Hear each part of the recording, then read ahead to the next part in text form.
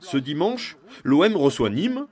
En foot féminin, une rencontre au sommet de la Ligue 2. Marseille est deuxième et les Nîmoises caracolent en tête. Objectif, la montée en Ligue 1.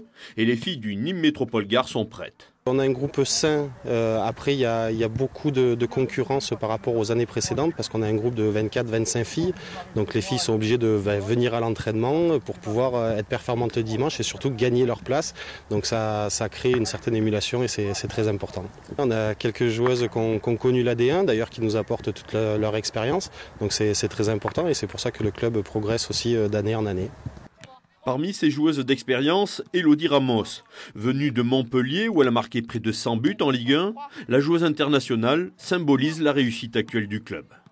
L'objectif du club c'était dans les 3 premiers. Après on s'est pris au jeu, on commence à gagner, donc on s'est pris au jeu. Finalement on a été qu'une seule fois deuxième. Donc maintenant on a les cartes entre nos mains. Petit souci, si le club monte en Ligue 1, il faudra que les finances suivent, car l'élite, ça coûte cher. Depuis 2-3 ans, nous tournons avec un budget entre 80 et 100 000 euros. Donc chaque année, il y a eu une petite progression. Mais il est clair que pour jouer en D1 l'année prochaine, notre budget ne sera pas suffisant.